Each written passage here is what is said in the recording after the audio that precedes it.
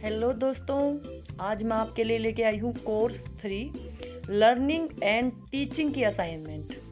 आप देख लीजिए, ये आपका जो पेपर है ये पेपर 3 है, लर्निंग एंड टीचिंग। इसका पेपर का नाम ये है। आप कवर पेज बनाएंगे तो ये नाम ज़रूर लिखें, ठीक है। मैंने अभी कवर पेज के लिए वीडियो नहीं बनाई है। जब मेरी असाइनमेंट्स पूरी हो जाएंगी उसके बाद मैं कवर पेज के रिगार्डिंग वीडियो बनाऊंगी, तो उसमें मैं आपको 3-4 कवर पेज बना के दिखा दूंगी कि आप किस तरह से बना सकते हैं। आज की वीडियो में इसकी असाइनमेंट की बात करेंगे।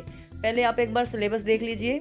ये जो पहले था, एक मित्र ने मुझसे पूछा कि ये पहले एग्जाइटिंग और करेक्टेड में क्या डिफरेंस है। एग्जाइटिंग जो पहले चल रहा था वो है, और करेक्टेड जो आप लोगों के लिए उसमें करेक्शन कर दी गई है, मतलब आप लोगों को ये वाला पढ़ना है, ठीक है। हमारे टाइम पे भी कुछ करेक्शंस हुई थी। जब आपका पेपर आएगा वो तो करेक्टेड में से आएगा, ना कि एग्जाइटिंग में से, ठीक है। अगला पेज देखिए इसी का। देखिए ये आपका सिलेबस चल रहा है। यूनिट 1, 2, 3, 4 यूनिट्स होती हैं। पेपर में भी इसी तरह से आएंगी। 4 यूनिट में से पेपर आएगा। पेपर के लिए मैं अलग से वीडियो बना दूंगी। इस वीडियो में आपका ज़्यादा समय नहीं लेती, क्योंकि हमें प्रेजेंट असाइनमेंट भी देखनी है, क्या बनानी है, ठीक है। अब बात करते हैं जो हमारा लास्ट पेज है, जिस पे से आप असाइनमेंट ढूंढ सकते हो। देखिए इसमें आपके पास 4 टॉपिक हैं, 5 टॉपिक हैं। पहला ग्रुप प्रोजेक्ट्स, आप ग्रुप प्रोजेक्ट बना सकते हैं, कोई seminar and presentation on learning theory, दूसरा टॉपिक ये है। इसके अंतर्गत आप कोई भी थ्योरी भी लिख सकते हो, जो लर्निंग की थ्योरीज होती है ना, जो विभिन्न मनोवैज्ञानिकों ने दी हैं वो। और अगला है एप्लीकेशन ऑफ टीचिंग स्ट्रेटजीज, ठीक है, ये वाला। और उससे अगला केस स्टडी ऑफ इंडिविजुअल, व्यक्तिगत भिन्नता, लोगों में अलग अलग गुण होते हैं, उनके ऊपर केस स्टडी करना कि एक बच्चे में क्या गुण है तो दूसरे में क्या है, ठीक है। और अब जो आपका 5वें नंबर पे है application of participatory learning and actions, teaching of resource mapping and social mapping, ठीक है। मैंने इसमें से आपके लिए जो असाइनमेंट चूज़ की है वो है 3 नंबर वाली, ठीक है, एप्लीकेशंस ऑफ टीचिंग स्ट्रेटजीज, ठीक है। तो चलिए अब हम असाइनमेंट को देख लेते हैं। टीचिंग स्ट्रेटजीज माने शिक्षण विधियाँ, ठीक है। क्या है इसका? शिक्षण विधियाँ। इसमें पहले मैंने इसका सारा ये बताया कि ये क्या होती है शिक्षण विधियाँ, ठीक है। उसके बाद आपने जो 5 पढ़ी थी वो देख लीजिए, वो ये रही। जो इनमें से आप चाहें, देखिए फिर बता रही हूँ, आप चाहें तो किसी एक को एक्सप्लेन अच्छे से कर दीजिए, और चाहें तो इन सारियों को थोड़ा थोड़ा बता दीजिए। आपके असाइनमेंट में कोई दिक्कत नहीं आएगी उससे, ठीक है। आप चाहें तो एक को पूरा कर दीजिएगा, एक के बारे में ही उसके मेरिट्स डीमेरिट्स बता दीजिए, उसके एक्सप्लेनेशंस बता दीजिए, उसका इम्प्लीमेंटेशन बता दीजिए।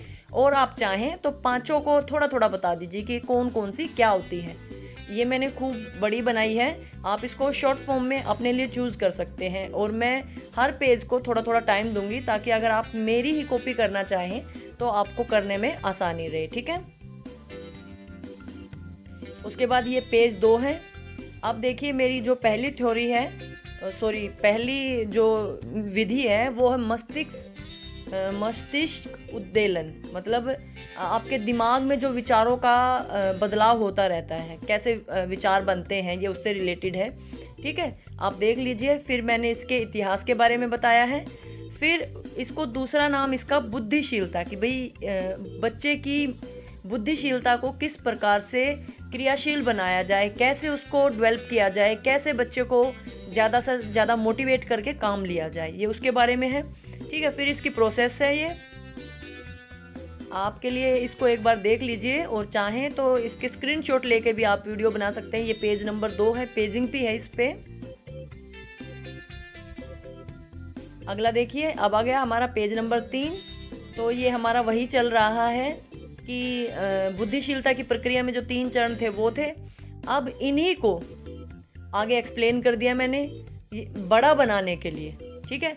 आप छोटा करना चाहें तो इनको एक्सप्लेन ना कीजिएगा, ये बड़ा बनाने के लिए है। कई बार अगर आप फिजिकली जाके असाइनमेंट चेक करवाएंगे तो अच्छा इंप्रेशन जाएगा, लेकिन ऑनलाइन सबमिट करें तो कम पेजों की बनाएं, मेरी सलाह यही रहेगी, ठीक है। चलिए ये पेज नंबर 3 था। पेज नंबर 4 देख लीजिए। अब मैंने इसके लाभ और हानि देखिए, मेरिट्स डीमेरिट्स बता दिए हैं। मेरी जो पहली थी बुद्धिशीलता, मस्तिष्क उद्वेलन, ये पूरी हो गई है। इसके मेरिट्स और डीमेरिट्स, ठीक है, आप एक बार इनको देख लीजिए और इसको लिखना चाहे तो आप लिख सकते हैं, कोई दिक्कत नहीं है मुझे। उसके बाद बात करते हैं दूसरी विधि, जो हमारी क्या है, अनुरूपण या अनुकरण विधि। ठीक है, पहली मेरी विधि हो चुकी है, ये दूसरी विधि है। उसकी परिभाषाएं हैं, उसके बाद इसकी विशेषताएं हैं। मैं फिर बता रही हूँ, ये मैंने बड़ी बनाने के लिए एक्सप्लेन की है। आप इसको टुकड़ों में भी कर सकते हैं। आप इसमें केवल एक विधि को भी, जैसे पहले मैंने 4 पेज हो गए ना आपके, वहाँ पे आप ख़त्म कर सकते हैं, उसमें कोई दिक्कत नहीं है। आप किसी भी एक विधि को बता सकते हैं। ठीक है, ये पेज हो गया आप लोगों का। चलिए पेज नंबर अगला आपकी चल रही है दूसरी अनुकरण विधि। फिर इसकी परिकल्पना कि ये किससे संबंधित है, इसमें कैसे काम करते हैं, इसके मेन पॉइंट्स क्या क्या हैं, ठीक है, और इसके तत्व क्या क्या हैं। ये मैंने मेरा हिंदी मीडियम था, इसलिए मैंने इसको हिंदी में बनाया। ठीक है, ये हमारा पेज नंबर 6 है। ठीक है, देख लीजिए आप। इसके बाद पेज नंबर 7, अनुकरण विधि के सोपान मतलब चरण, स्टेप्स क्या क्या होते हैं, किस तरह से इसको इम्प्लीमेंट करते हैं, पहले क्या करना चाहिए, उसके बाद क्या करना चाहिए। ठीक है, जो ये साइंटिस्ट है नेड, इसके अकॉर्डिंग मैंने लिखा है, पहला, दूसरा, तीसरा, चौथा। देख लीजिए इन चरणों को आप। 6 बताए हैं, इस पेज पे 4 हैं। ठीक है, मैं बार बार कह रही हूँ, आप एक विधि को भी एक्सप्लेन करके अपनी असाइनमेंट खत्म कर सकते हैं। मैंने सभी को थोड़ा थोड़ा एक्सप्लेन किया है, इससे ज़्यादा भी आप गूगल पे सर्च करके एक्सप्लेन कर सकते हैं।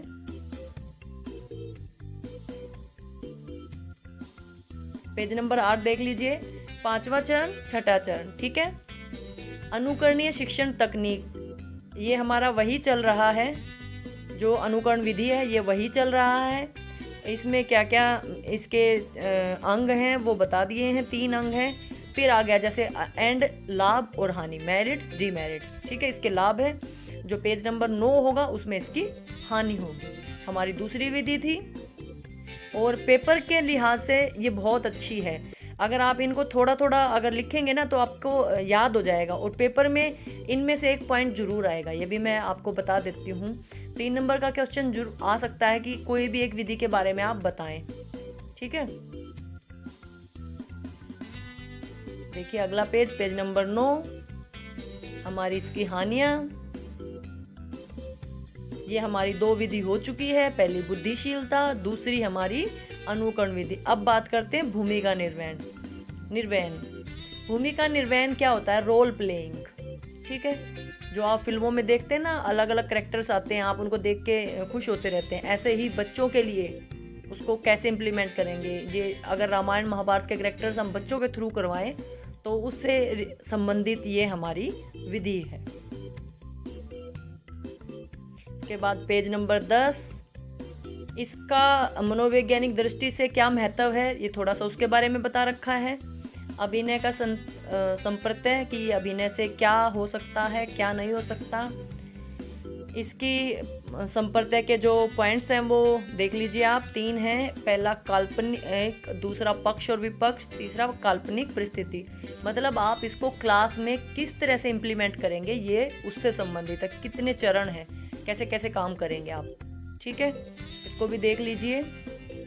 ये पेज नंबर 10 है, हमारी तीसरी विधि है ये भूमिका निर्वहन यानी रोल प्लेइंग। अब बात करते हैं इसके सोपान, यानी इसके चरण के बाद आप इसको किस तरह से काम करेंगे, इस पे मतलब स्टेप बाय स्टेप कैसे आगे बढ़ेंगे। तो सबसे पहले आप इसमें देख लीजिए, कक्षा को अभिनय के लिए तैयार करना, बच्चों को चूज करना कि भाई कौन सा बच्चा कैसा कर पाएगा। निर्देश देना, अभिनय का क्रियान्वयन, 3 पॉइंट है इसमें। पेज नंबर 12, अभिनय प्रदर्शन विधि की विशेषताएं। देखिए इसकी विशेषताएं, इस उपरोक्त सभी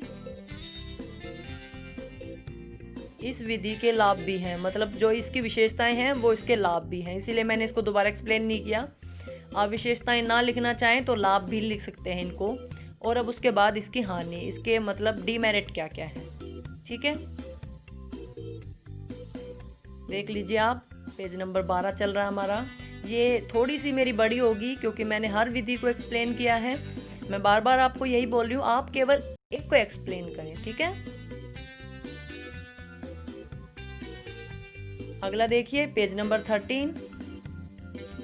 ये मैंने 3 के बाद खत्म कर दिया है। इसके अलावा हमने 5 पढ़ी थी, 2 हमारी रह गई। वो चाहे तो आप एक्सप्लेन कर सकते हैं, नहीं चाहे तो मत कीजिए। एक विधि पे भी बना सकते हैं, सारियों पे थोड़ा थोड़ा करके भी बना सकते हैं।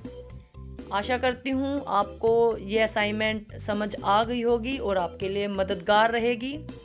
आप सभी से एक छोटी सी विनती है, अगर आप की थोड़ी बहुत भी हेल्प हो रही हो तो प्लीज़ मेरे चैनल को सब्सक्राइब कीजिएगा और मुझे कमेंट करके बताइएगा कि आपको ये ठीक लगी या आपको कुछ और हेल्प की आवश्यकता है।